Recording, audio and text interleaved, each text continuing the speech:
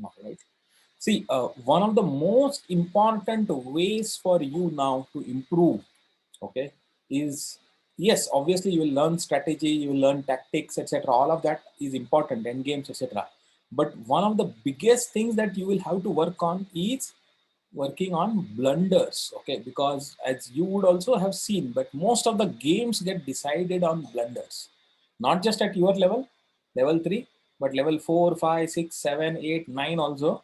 Almost all 80%, okay, may not be at level 9, but let us say up to level 7, 80, 90, 95% of the games get decided on blunders, okay, because the game shifts so much, and finally who makes the last blunder loses, okay, not wins. The last blunder whoever makes loses, okay. So and you would have seen this, right? If you have seen the analysis of your games on Lichess or something, uh, then you would have seen how many blunders it gives. This analysis, first of all, let me see whether you know, okay, you know, all of you know how to do the analysis of your games on Lichess. Yes, sir. Vedant knows, Aiden knows, Arav, you know, Rohan. Yes, sir. Okay, all right. So you would have seen in that things that how many blunders happen, right? How many happen on an average? If you see, so what I ask is, okay, I ask one thing: analyze the last 10 games using computer analysis on Lichess. Okay, so what it gives is like this, right? Let us say, where is that? I have to go to my profile, right? You have to go to your profile first, and then you, yeah, your profile here, all the games will be listed, right? Let me go to single this one, okay, and let me put my video somewhere at the corner here. Okay, what is there in the chat? Yeah, it's okay, Arav. That is no, I have not blocked anything. Arav, you will have to check it. I have not blocked anything. Let me see. I have not Arav. I have not done anything. So you can, anyway, you are supposed to use a chat interface, okay? Fine. So what happens is, yeah, so all your games are listed here, right? In reverse. So if you see here, I have got 327 games, and so yeah, there are some partial games that I did with these are to study end games. I was teaching in level 4, but okay. So Shivaji against Uday, Shivaji against whatever are the games, right? And if you do take this game and go to the beginning, you will go to analysis board, right? You will go to analysis board,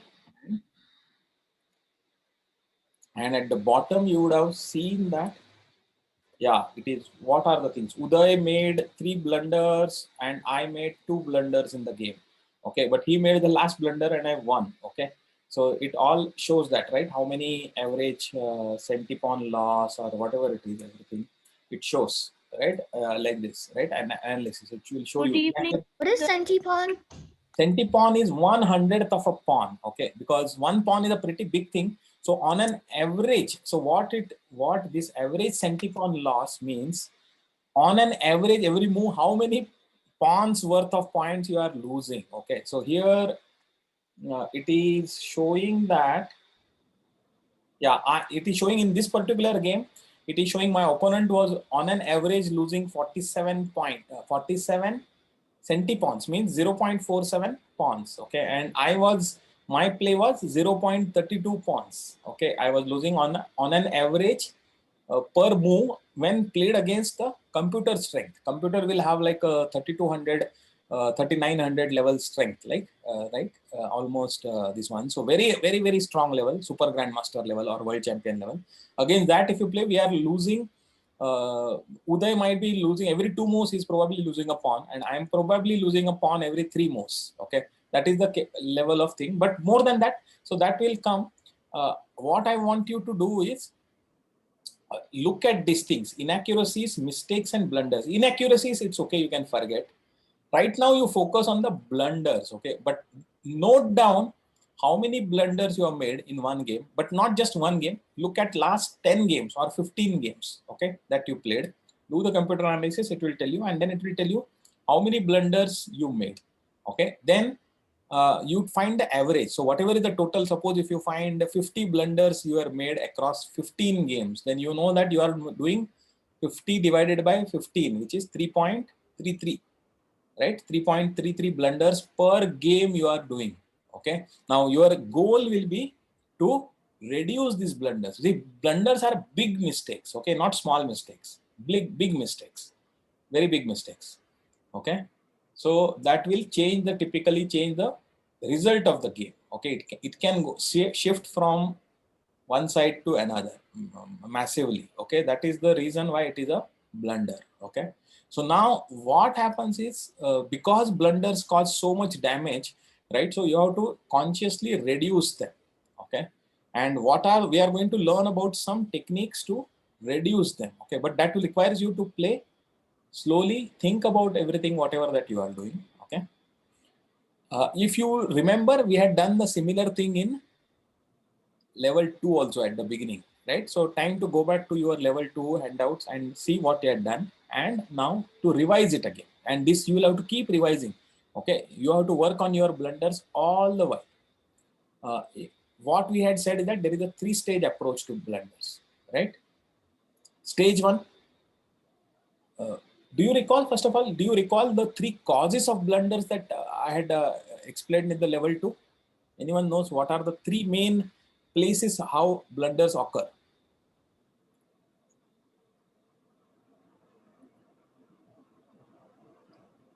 And there are, you can also classify the blunders into 3 types, and we had learned this in level 2, one of the first lessons in level 2. Yeah, even before that. So Anup, yeah, you miss an opportunity, that is the number 2. No, ABC is not, maybe it is, I don't know. No. So first thing is that you miss the threat from the opponent, okay. So you miss the threat, so he is actually threatening something and you don't even know that he's threatening. So obviously if you don't respond to it, then you will lose, right? No, A, B, C, D, I don't think so. Anyway, look at it. So first is if you miss the opponent's threat, okay, that is the first part. Second part is you miss your opportunity. Maybe you had some much better move to make by making on your thing. It is not about responding to threats, but maybe creating your own threats or trying to win something.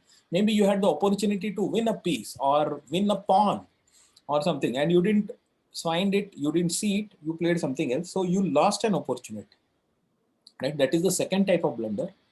Third type of blunder is when you don't miss the opponent's threat, but you make some move, but you don't see what that move is now going to cause. Sometimes before you made that move, it was okay, your position was okay, but because you made a move now which was a weak move, that allowed maybe a checkmate, or that maybe allowed a piece or a double attack resulting in loss of a piece or a pawn, etc. So your move that you chose was actually the weakening move, and you didn't see the response to it from the not black, I mean whichever opponent side, okay, white or black. So what, after you play your move, the board changes, and now you have to, so you have to sense that, oh, now after I make this move, my opponent can do this, so I have to think of it beforehand and then decide whether I have to really make that move or not, okay. So these are the 3 things that we had learned, okay. Now so while this is a very difficult thing to properly and thoroughly do it, okay. It only comes with long determined practice. It does not come, it is not something, a skill that you learn, or it is not a intelligent thing that you learn quickly. Oh, I'm smart, I can just do it. No, it comes only with hard work, okay. Only with hard work, nothing else, okay. So you have to be prepared to work really hard to reduce your blunders, and those who can reduce the blunders will go a long way. They will go to level 8. If you can bring down your blunders per game to less than 1, you will easily reach level 8.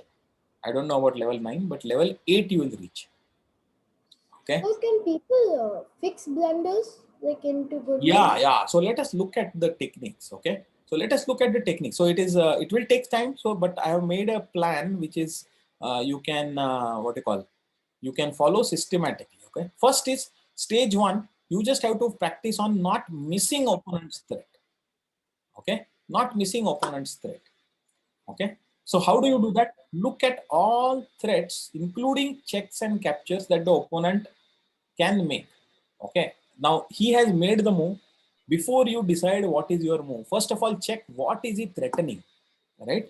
And a good way of threat checking, the at least the first level of check is there any check that he can give, is there any capture he can do, is there any double attack he can do, right? These are the three things that you look at first. Most of the time even the double attack is with a check, okay, or sometimes with another threat. So just look at these three things first. Okay, whether my opponent can he do this. Okay, then if he can, then you know that there is a threat in the position first, right? So sometimes there are more advanced threats, but I'm just you should first practice on obvious threats. Obvious threats are all checks, captures, and double attacks. Okay, double attacks, forks, etc. I mean, fork also is a type of attack only, so you know it is a threat.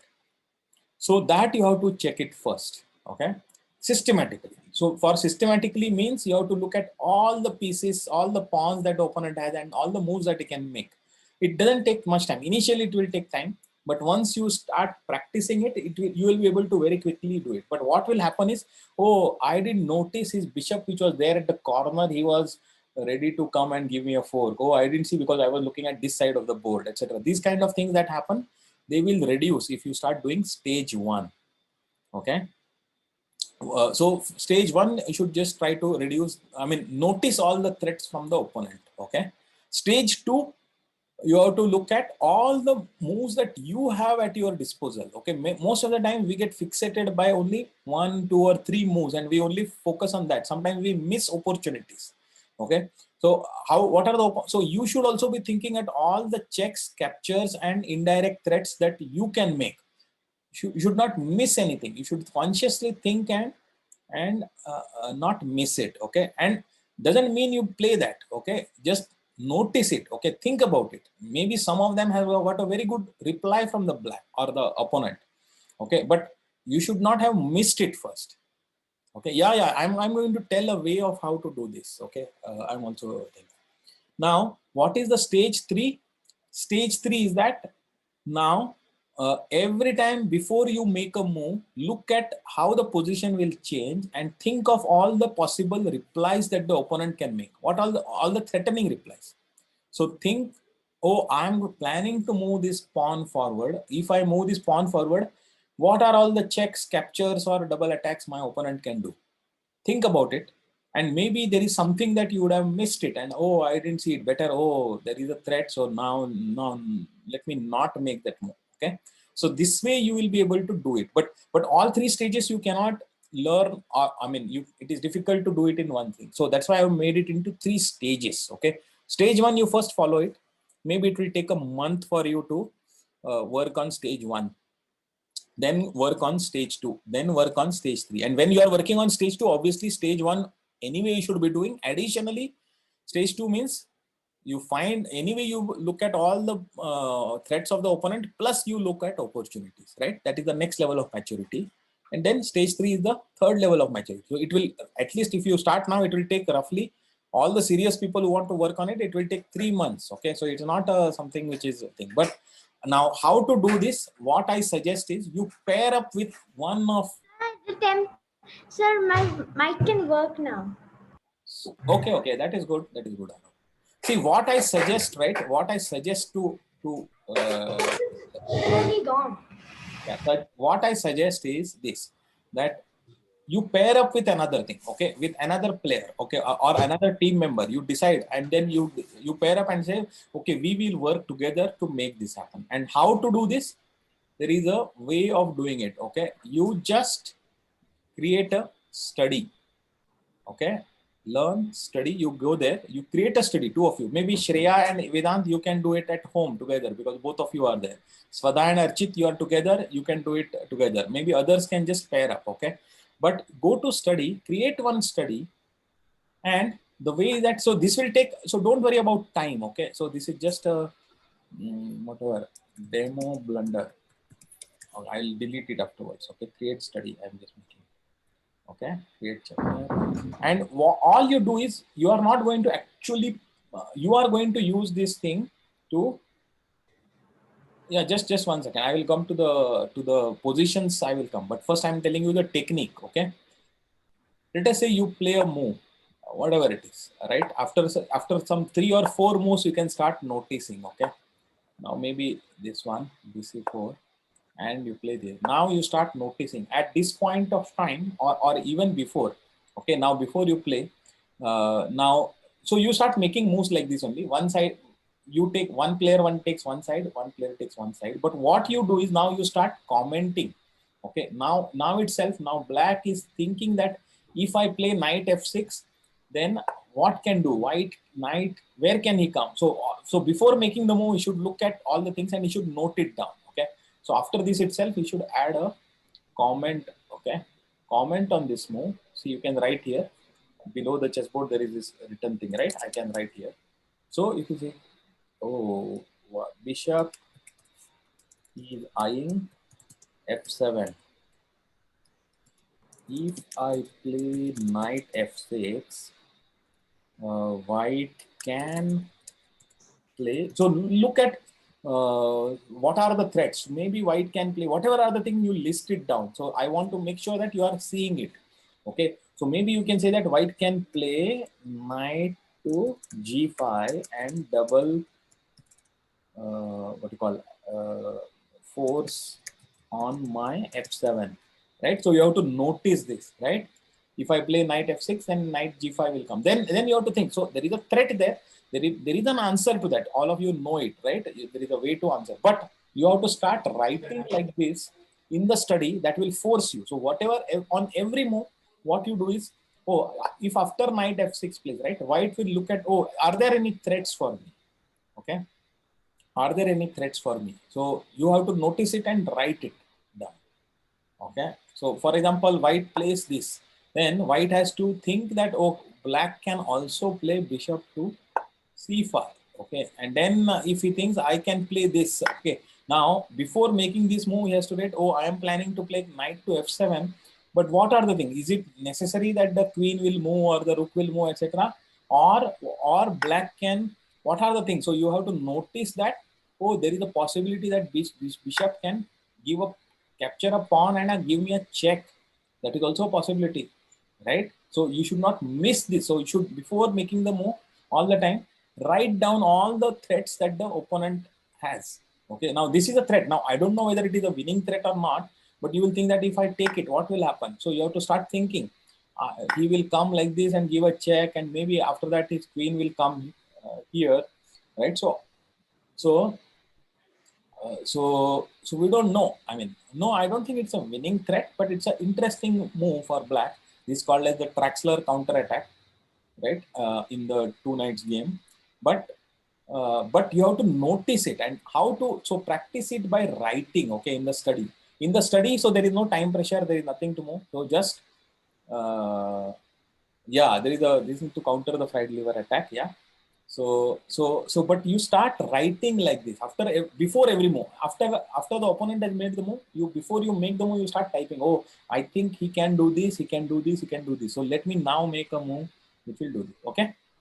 So this is the way to use the study feature. Okay, I suggest that each one of you find a partner, find another person in the team, right, whom you will work with for 1 month at least, and you will at least play 5 games.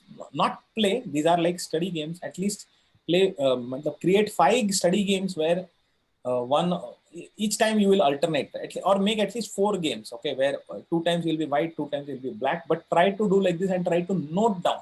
Okay, why I'm saying like just study? Because it will be permanently there, it will not lose. If you write it on paper, that earlier we used to write it on paper, but nowadays you just directly write it here. It is a good thing, right? It will always remain and you can go back, right? So this is the way to study on the blunders. Okay, everyone got? And anyone has any doubts about how to do this?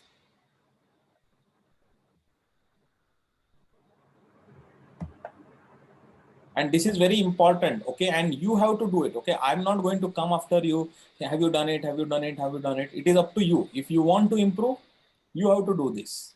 Okay. Sir, do we have an arena today? No, no arena. Okay. All right.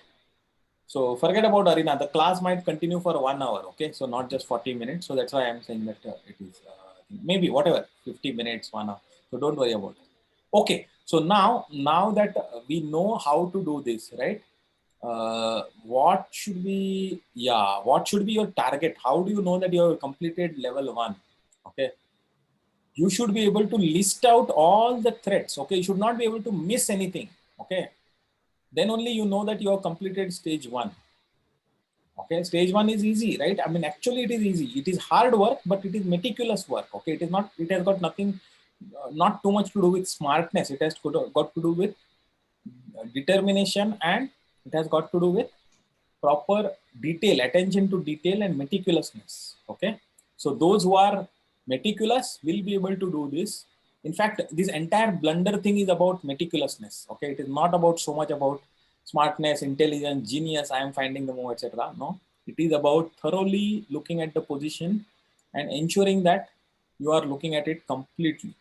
Okay, and it's not easy, so don't blame yourself if you don't get 100%. Okay, it's okay even if you get 80%, it is okay, but important that you continue to improve. Okay, there is one more pair, Amudu and Lakshmi, they are also there together, right? So they can also practice together, right? Like this in the level 3. Okay, so now what I'm giving is, so in this handout there are 18 positions given for you, and whose side to move is also given. But what you do is ऐसे click कर रहा था. I was doing what service do I? sorry. What service do? Hey, I'm sometimes I am not able to hear. I suggest that I'm going to mute everybody. You type only. Okay, you type on the thing. Okay, I'm going to mute all, Okay. and you type on the chat, and I will respond. Okay. All right. So just type. All right, fine. So now let us look at some sample positions. Okay, not all positions, we'll look at the sample positions to see your responsibility. It is not, don't jump into the, this is the move, etc. Think about it. Okay, think about, not just before you give your move, think about what the opponent can also play. So in the first position, it is white to play. Okay.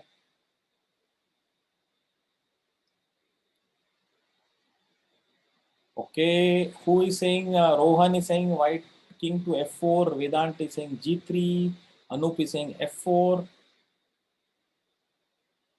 and d3. Yeah. Shreya is saying king to g3, king f5. King f5 is also a possibility. Good, yeah.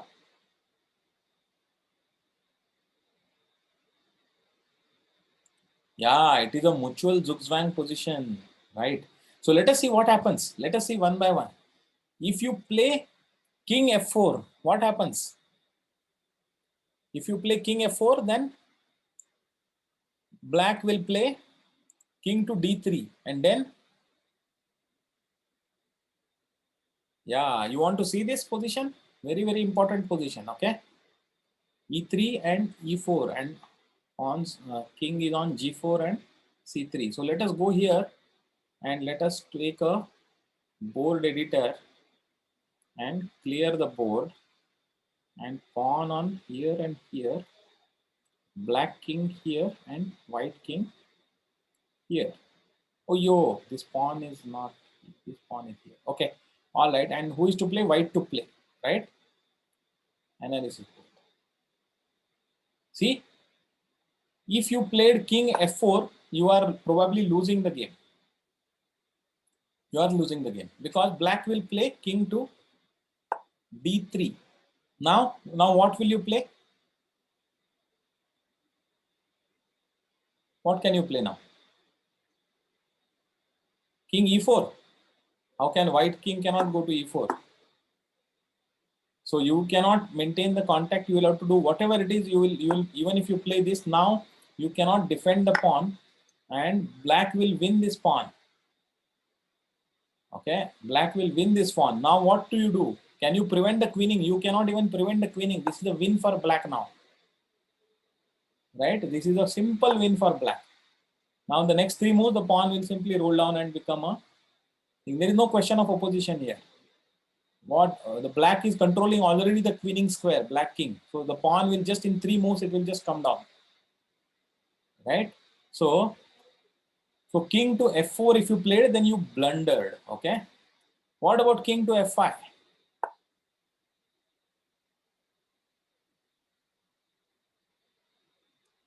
Right, king to f5 if you played, then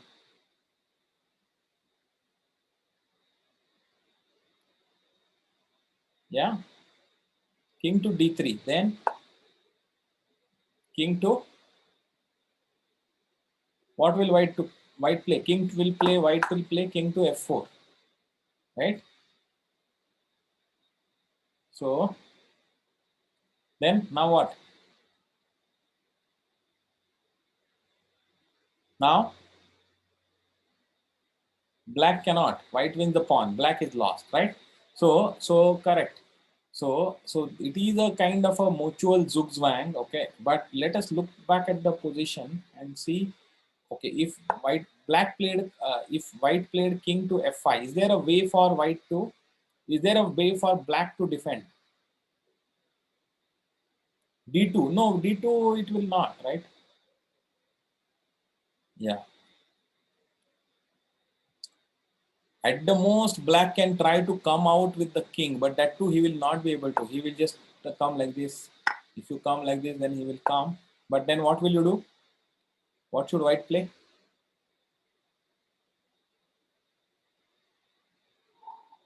King to f5. King to f5, black may be able to draw. No, I don't think so. This is still a win for white. But if you play one more mistake, if white makes, then he may be able to draw. Now what? Now white to play.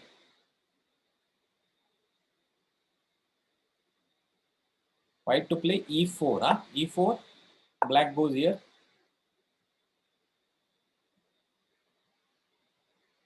E5. Then it's a draw. If you play e5, then it's a draw. King e5 I have to play. Grab the opposition. Force the black king to move away. Okay, endgame principle. All right. Anyway, you know this. I'm not going to discuss this any further. Okay, but you got it. Okay. So now I'm going to discuss only about a few positions. Okay, but all of them have something like this. Okay. Okay. Yeah. That is a even bigger blunder. Yeah. If you get a queen and if you do stalemate, then it's a even bigger blunder. Right? You should never be in level. Anybody who is level 2 or above should not be giving a stalemate with the queen, right? Level 3 definitely you should not be given. If it happens, then you have to see why it happened, and you have to give yourself a rap on the knuckle. Yourself, nobody else will give you. So you only have to hit yourself. Why did I do like this? Right? Yeah, I mean it's a, so okay, let us look at the position here. Third position. Okay, third position here, not the first position, third position. Look at the third position, black to play. What do you think black?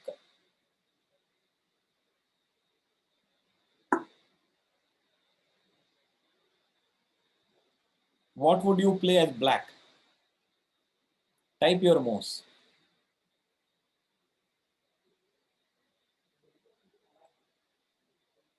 Queen takes e5. E5 or e4, I think. You mean e4, huh, Anu? Queen takes e4, huh? Yeah. Queen takes e4. Everybody, are you sure? You have seen?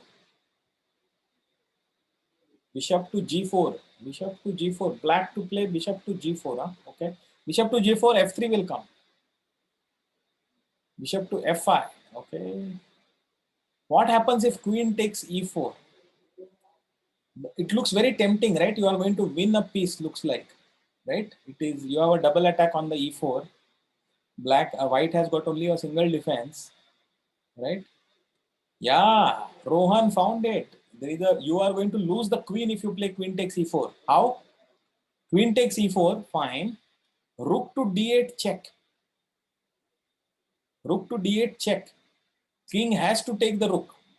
King will be forced to take the rook, but then white queen will take the black queen because the knight is no longer able to defend the queen because knight will get pinned. F6 knight will get pinned, right?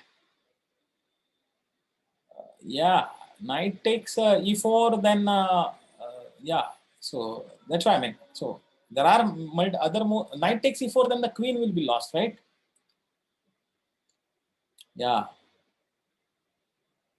Okay, so you saw it. So you have to think like this. Okay, so don't just, oh, I have got two attacks, opponent has got one defense, so I can win it. No, it is not like that. You have to think of the next move. Okay, what I will win this, but after that next move, what will he do? And that's why see, there was a check. So there are some patterns to what you should look for. Look for opponent's threats, which are like checks, captures. Okay, checks and captures. Okay, fine. I will look at what else I will look at. Yeah, let us look at the position number 8 here. Okay, at the middle, last row, middle position. That is number 8. So there are 9 on every page. Okay, again, look at this position.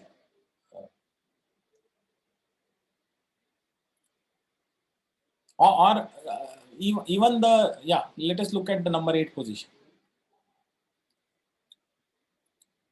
White to play. Queen takes e5. Okay, Anup is going for queen takes e5, taking advantage of the pin on the pawn, right?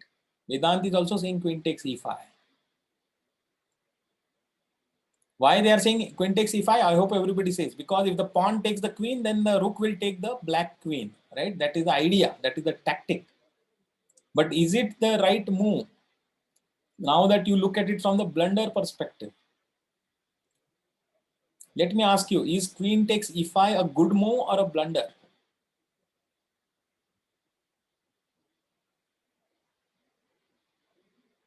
Arav is saying it's a blunder. Why it is a blunder? Oh, don't just say it is a blunder. Why it is a blunder? Pawn will take. No, pawn will take is not a blunder. Then the rook will take the black queen, right? Black queen on d7 is under attack. No, I think you are at the first level. I think Rutvij, you have to go beyond it. Okay, queen takes e5 is not a blunder because pawn takes queen. If pawn takes queen, then rook will take the black queen on d7 and you will be one piece up, right? No, it is not a blunder because of that. But it is a blunder.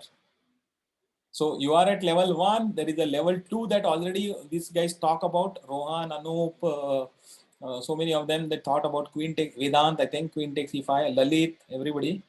But no, not just an exchange, Amudu. What it is not, you have lost your bishop. Can you count? You have to count. Queen takes e5, pawn takes queen, rook takes queen, you have lost a bishop. So that is not the move why it is a blunder. But can you, okay, now I will tell. Queen takes e5, black queen goes to g4, queen g4. What is the threat of black queen going to g4?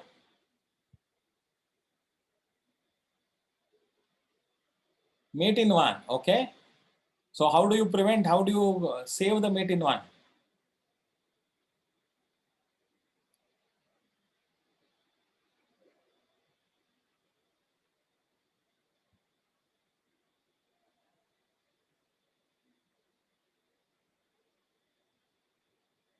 G3, okay, you play G3, okay. Now you play G3, then I take the queen with the pawn. So, you saw, you will lose the queen for a bishop because black has got an intermediate move. He is moving the queen from under the pin is moving to g4, threatening mate. Now you have to defend against the mate, and once you defend it, then very calmly, coolly is collecting the queen on e5. Right? Okay. So what I'm going to do is we have to look at a few more positions. I'm going to reopen the Zoom. Let us stop the recording. What do you call? Let me stop the record.